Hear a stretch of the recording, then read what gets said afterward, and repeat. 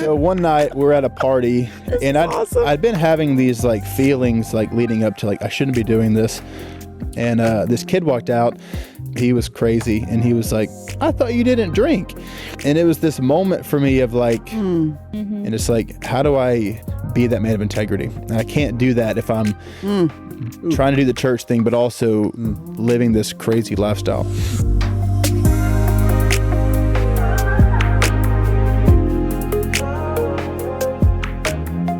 So, Christian, I do want to ask you some questions about your history and that sort of thing.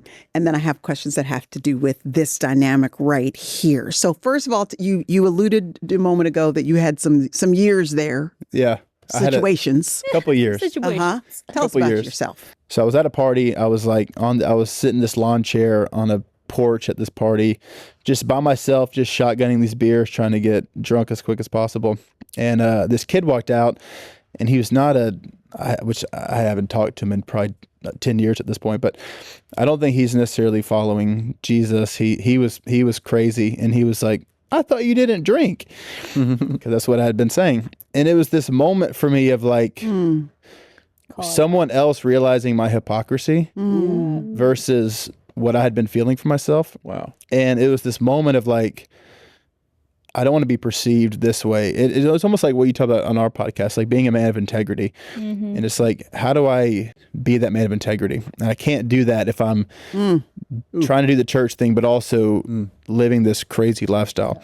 And it was that moment of me of like full on, like it was a repentance. It was a conviction. It was these friends that I had gotten really close with these first couple of months. I have to just sever that. I can't still run with these people while also pursue this. And I think there's a time and a place for that, but it's, bad company corrupts good morals. And for me, where I was at in my life, I was like, I need friends that are going to hold me accountable, that are not going to judge me when I mess up, that are going to, push me to be involved in church. And because I do think I needed a reframework of church and how to be involved in it from a relationship side, and not just I can go do whatever I want on Saturday, but then if I'm here on Sunday, that cancels it trumps what I did on Saturday. So that's kind of in a brief nutshell. And at the time, so that happened like October of my freshman year. So I messaged Sadie January of my freshman year, and I'm glad that she did not read the DM when I had sent it. You needed it because I needed more time, and I think at the time, if she would have responded, and if we would have had any sort of dialogue, I think the things I was still struggling with, it would have been me fixing my problems for this relationship. So I needed a year and a half of God sanctifying me, convicting me in this repentant state of like, because if you're truly about to step into this, the quote unquote magnitude that it's going to feel like, you need time to prepare for that. I also think it's really cool because my sister had met Christian, within the 2 months. A year before we had ever met. Before we ever met, and never like thought, oh, y'all should be together, because we were so different, at the time. And I had my own stuff, but we were just different. And I remember whenever I said to Bella that I was interested in Christian when we met, she's like, no, because she knew, like, she had met him right at that like turning point, and he hadn't really, like, he had turned, but it was still that, that sanctification process. Yeah. And so when you started coming around, it took Bella a minute, because she's like, are you doing this for her, or did you really change? And so for Bella to see that, Bella always says, like, I cannot take credit for the relationship, even though I did know him before. Did she give him a hard time, really? Oh, yeah. She gave both of us a hard time, because she friend. just didn't think it would work. Everyone was brutal to me. But everyone was just like, are you doing it for her, or did the Lord really do something in your life? Yeah. And the Lord really did do something in his life. And so I think it's really cool, though, because so many people feel that like tension of who I used to be and who I want to be and who I'm becoming. And it's like, you're scared to fully be this new person because everybody knows you for this old person. And that is a humbling process. But it's like, but that's the gospel. I mean, that's like, you were dead, now you're alive. Like, you were old, now you're new.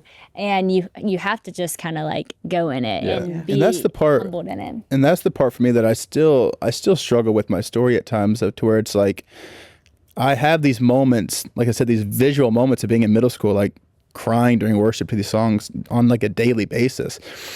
But it was like, but my life like I had those emotional moments, but my life didn't change. Yeah. Like there was conviction, but there was no repentance that followed that, which led me to change. So I still struggle with that, honestly, with my walk of like, when would I say I was quote unquote saved? It's like, because I would say in college, but there's all the nuances of emotions that I felt growing up. I was always plugged in church. I was leading Bible studies. I was on the outside, I was doing good things, but inwardly I was just, I was not living the correct lifestyle. Yeah. So I still kind of struggle with that idea of like, well, I love what you said sanctification in side our of last podcast. Is like, if you're going to live this way, live that way, and just own I call it being raggedy. If you don't be raggedy, be raggedy. Be raggedy. But if you're going to be a man of integrity, then be a man of integrity. Don't be one way here and one way there. And I feel like when your life like sank up, where you're like, this is where I'm at. And it wasn't perfect. It was a struggle, but it was a repentant struggle. Well, I knew for myself too. And I think that was why the change for me was so drastic, and to where people might, critique that at some sense. For me, it was like, I know my patterns, I know my struggles, so I have to, I'm done going to parties, I'm done drinking. You drew lines. I'm done with these friends, and it was... And you for real did. And I for real did. And it was that, for me, it was like that moment of, because I had those feelings of hypocrisy of like, I should still be friends with these people to help lead them to the Lord. Wow, that was also like, but I know that the temptations for myself, to where if I go back to that, I know I'm going to be prone and inclined to pleasing that and feeling that flesh side of things, because I still can struggle with that. So for me, it was like, I have to just completely sever it. I have to stop going to parties. That's so good. Stop drinking. I'm unfollowing every person that I follow that has a bikini picture. I'm unfollowing that. Like, even if whatever the relationship is, if it's something that is going to lead me to this thing, I have to unfollow you. Yeah. So I just had to get serious with it. No, yeah. I have like 8 million things to say. I'm going to try to go through all of them in like a small, brief period of time. All I heard there was like, do I care more about God than myself? Yeah. Almost. Like I feel like it would be fun for me to keep drinking with my friends. It would be fun for me to have these relationships with these women that I shouldn't. It would be fun for me to do all these things, but do I care about God's heart breaking me doing it? Yeah. Like, I think that's a hard thing to wrestle with and question yourself with, because if you're doing those things, the question probably should come up like, do I care enough about God? Yeah. Like, you know what I mean? Yeah. And so that's one thing. I want to sit in that for a second if anybody needs it. But and just to say, it's okay to pray, Lord, would you cause my heart to break for what breaks your heart? Good. Like, That's it's okay good. to pray that, Lord. I actually don't think that my heart mirrors yours in regards to sin. I don't hate it like you hate it. It doesn't make me cry like it makes you cry. It doesn't break my heart. So would you make my heart break for what so breaks good. yours? That's great. That's phenomenal. That was your bio at the It time. still is my bio. Well, I remember like noticing. If it breaks God's heart, why do you think it will fulfill yours? Yeah. Yeah. Ooh, that's good. Rich Wilkerson. That's so good. And I think too, because I just didn't have anybody speaking into my life from a mentor side of things of like, hey, I see what you're doing. I've been there. It's fun, but it's not going to leave you satisfied. And I think all my friends at the time, especially in high school, we were all doing the same thing. It was all, let's go party, let's go hook up with girls, let's go watch porn. It was never this, I never had this like figure that's like, I've been there, done that. Challenging you. Like here's where that leads. And that's not, I've seen the strengths of you and I've seen the weaknesses. You have so many strengths, but if you keep feeding this, it's going to lead you down a place where you don't want to go or you shouldn't go. And I just didn't have that, which is why I feel like now I'm so passionate I'm about drawing that line of like, delete your Snapchat, unfollow the people, like download something on your phone that can prevent you from searching these specific websites. Don't go to the bar. Like, it's like when you truly take initiative and you cut those things off, and not from like a legalistic sense, but like you do have to get serious about your sin. And if you just continue to leave things open, the enemy is going to continue to tempt you with that. So for me, I was like, I just had to just fully just cut it off. Yeah, no, that was what I'm saying. And you had said something that resonated with me a lot, which was like, you identified with external factors in like a bunch of senses. Like when you identified with what you did, like baseball or the parties or whatever, like you identify. But what was interesting was like also, and I don't think you said this specifically, so you can correct me if I'm wrong. It seemed like your identity was also in church. Like, you know what I mean? And that's hard because that's a religious thing. Yeah. So like it's so easy to make your identity something religious and make you seem super spiritual and holy. Yeah. When in actuality, it was just masking all of your unrighteousness and unholiness on the back end. Yeah. But you felt good because your identity was in something religious structured. You know what I mean? And so For how sure. was that? And I really still struggle tricky. with that. Like that's one of my biggest things I struggle with today is like, it's for me, it's like, what is legalism and what is conviction? So for me, it's like and I call my pastor about this and he was like, Christian, no one else is thinking that. And I was like, it's something in my mind of like, let's say we're flying to go speak somewhere. In my mind, I'm like, well, I need to read the Bible on the plane versus like, I feel guilty if I just want to watch a movie. Or it's like if I go home and work out today and I'm like, you know what, I just want to listen to country. Then I work out and be like, you should have listened to worship music the whole time. But I still combat those things that are like, is that legalism? Is that This is Holy my Spirit head. conviction? I need some wise people help me because this is me. This is literally I'm like, me. that's what I struggle with is like, what is my framework of like, this is you being legalistic versus this is the Spirit being, don't watch that, don't listen to that. So I still deal with those nuances honestly on a that's so daily good. basis. I can struggle with that. Wow. Sadie, what's your thought Oh man, on I'm that? like, I look at you. I'm like, We're all looking a lot at. of thoughts. I mean, I think what you said about your identity being in church, it is such a tricky thing when you get into that space. It's such a dangerous space to be whenever you make that your identity, but you're living this other lifestyle and you start to talk religious and you know how to say the right thing and look the right way because then no one can speak into it because everyone thinks you're good. And when I read the Bible, the person I think of who mirrored that lifestyle is really Judas because he would say the right thing. He's like, oh, well, shouldn't that money go to the poor? And it's like, oh, you're really good at sounding spiritual, but it says, oh, but his heart, it wasn't for the poor, you know? But they didn't know that. Like Jesus knew that. Yeah. And that's why Jesus was like, don't judge this person. Like Jesus knew their heart, but the disciples didn't. So think about the disciples' perspective thinking, Judas, that was such a sweet thing to say. Or, you know, he said the right thing. But then like a lifestyle of saying the right thing, looking the right way, but his heart not being in a pure place led him to 20 shekels, you know, to turn in the Lord. And so it's like, I think if your heart, we know where our heart's at. And so you know when you're doing something for the right reason or the wrong reason. And so I think when you know that, though, you can live in freedom and go, I'm going to watch a movie on the plane and God's in it all. And I'm not, God, like my heart is not in a wrong place sitting here. I'm living in freedom. I'm living in grace. I'm living in, and I'm not doing anything outside of God's will. God can meet me right here. And as I'm watching this movie, show me something about his character in a way that, you know, your mom preaches on Lion King, you know, all these movies. I do the same thing. I see God in all of it. So when God's in all of it, you don't separate that. But when you are not right in your heart, you know, and you're kind of, am I doing this because it looks this way or because of this? That's only something, again, that's the dangerous thing. No one else can call that out in you because you're saying the right thing. That's something that you have to listen to the conviction in your own spirit and go, thank you, God, that you've convicted me in this. And it's something I need to respond to. Does that make sense? Yeah. It does.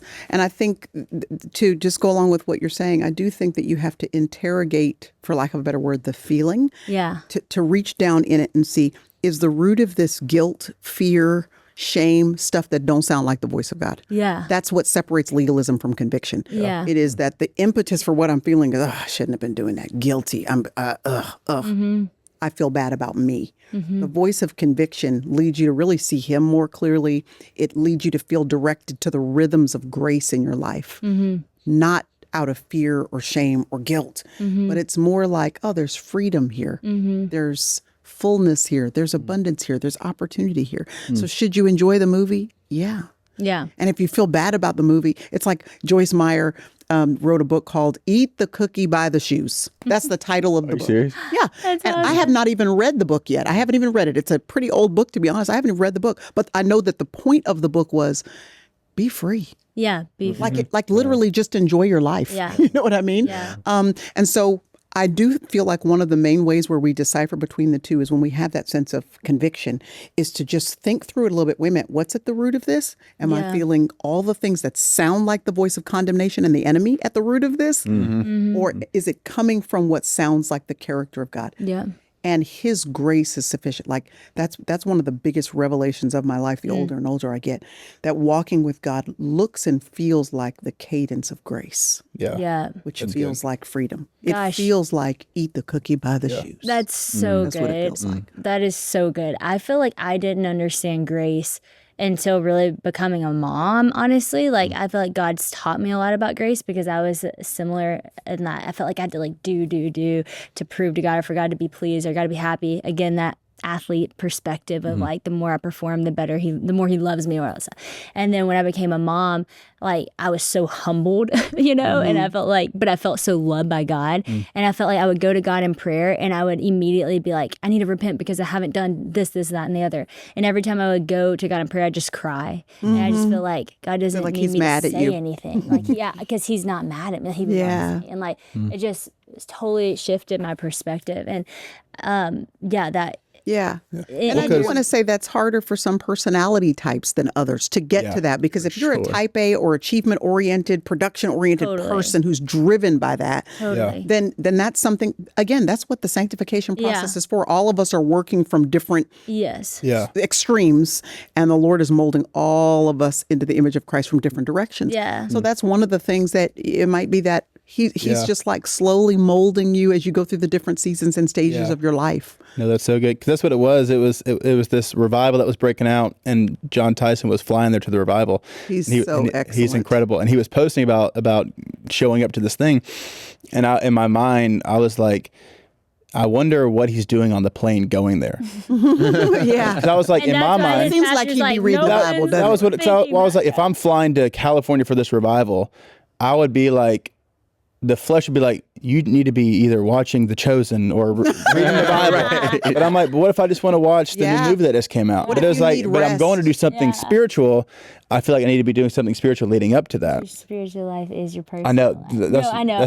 That's my type A. But that is his mind. It's like black and white and very, type A. And so I love that. But I love that you always call your pastor. Like you have such and y'all represent that so well with your father and your uncle and the movie y'all made about, mentorship and discipleship, the Forge. Yeah. And so I think that's so important, and that's such a piece of it. And I want to clarify too, I was not saying this is like Judas. I was saying the old lifestyle of course. that. One foot in and one foot out. I'm not saying I'm going to go watch Wolf of Wall Street on the plane. I mean, like, that to this. it could be Super Mario. It's not Wolf of Wall Street. It's just watching a movie that would take you in a completely different direction. And that's not what I was talking So I just about. wanted to make sure it was clear. I was talking about the old self, not this. Self. That's not like that. You have a question? You can go first. I'll remember mine. You sure? I'll remember. Because mine is going to kind of go off to something else that I want to ask. Oh, okay. Well, then let me ask. Okay.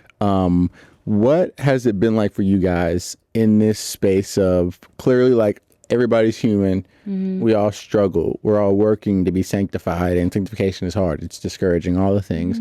What have you guys tried to do in your life to make sure you're living in integrity because you guys have so much influence over people? Yeah. Like millions and millions of people literally listen to you guys to figure out how to operate in their life. And they're like the Israelites in the sense of like, you're Moses sometimes to those people. Like, they're trusting that God speaks to them through you. And that's a big weight. Like, how do you guys try to intentionally live a life outside of the camera so that it reflects what you're telling those people? Yeah. Oh, it's huge. Yeah. I mean, we have a plaque in our home that I made from our very first, as a married couple, our very first dinner we had back at home, which was an omelet, because that's all I could make. An omelet with cheese. And a smoothie. I've gotten better. And a I learned how to cook, but I didn't know how when we first got married. We were sitting there and we started talking about this idea of like our home. And I remember we said, this house will set the tone for everything we do. Like, we can't be anything out there that we're not in here.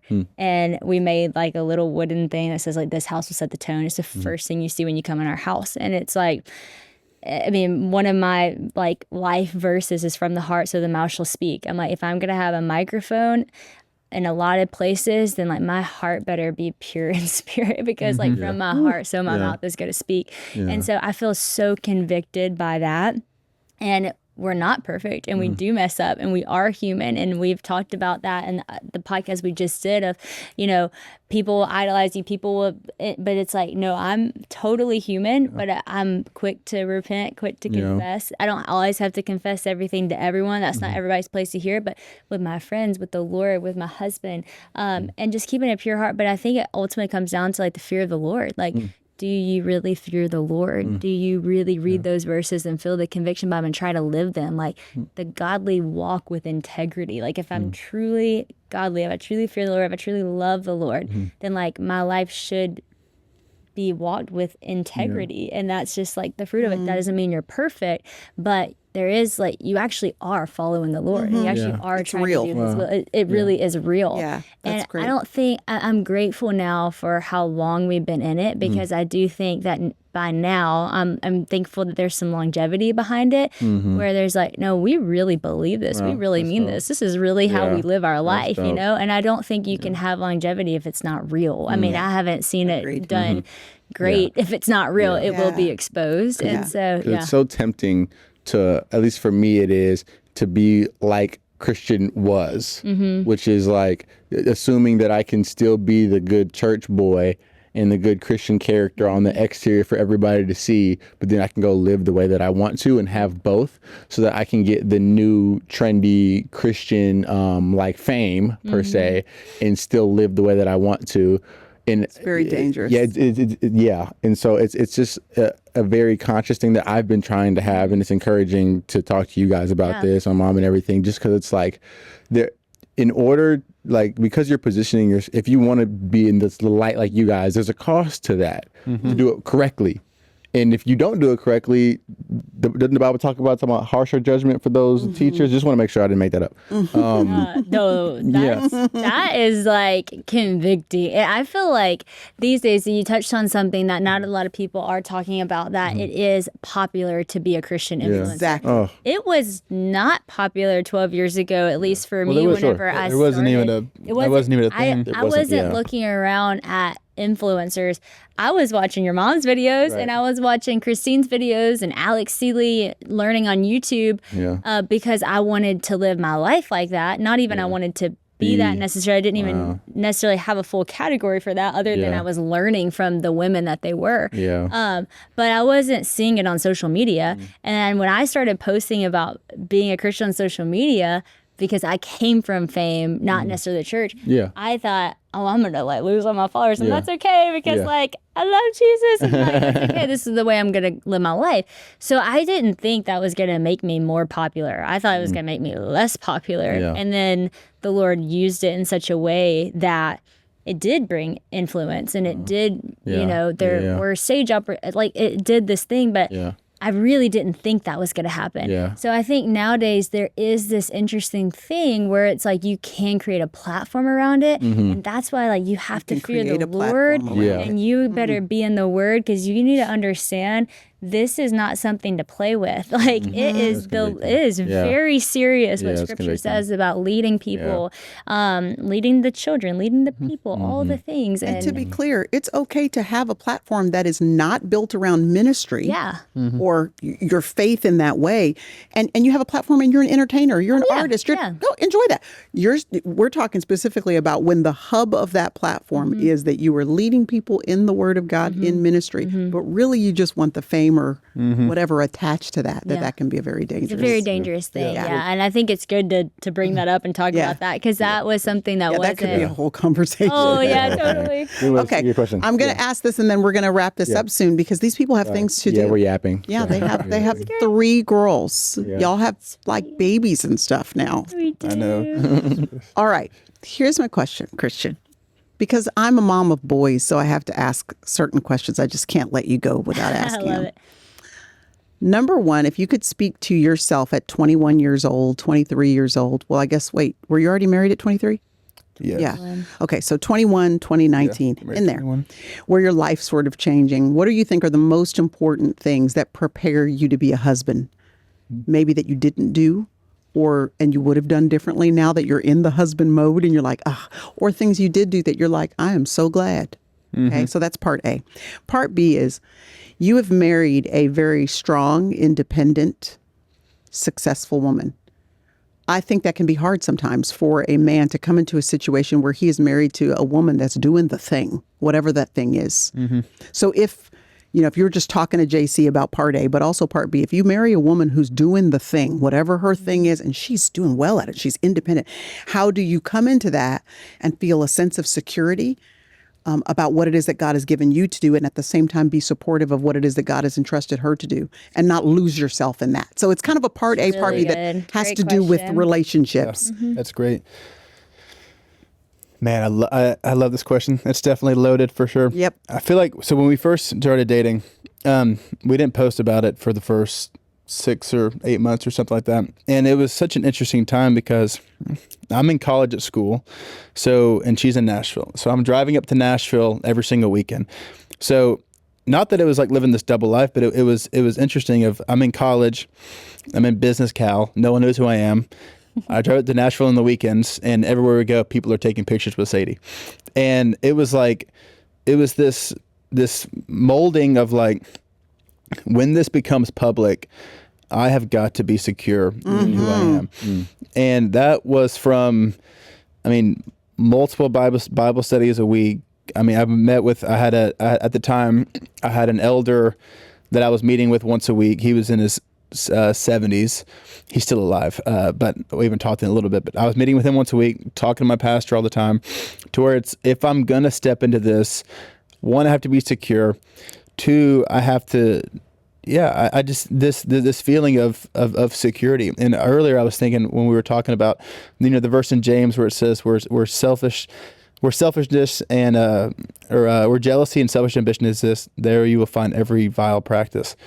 And I can see that, to where it's like, if you let jealousy and this all constant feeling of selfishness creep in, you will do things that you'll compromise your integrity. And for us, I think those months of not posting was so helpful, to where when this does become public, if we do step into, engagement and marriage, I have to be secure in who I am. And I feel like that led to me later being a father of, I know who I am. Like, yes, there might be times of insecurity that creeps in if someone asks a question. But this is who I am. Like, first, I'm a husband, I'm a father. If God bringing us together is because she's going to preach to all these people, and her capacity of doing that revolves around my security, then I need to be as secure as I can be. Because if she's constantly worried about, well, what's Christian going to feel? Is Christian going to be okay? Or which it's not necessarily that was a bad thing, but I don't want to become a hindrance to what you're doing by my own feelings of inadequacy or being insecure.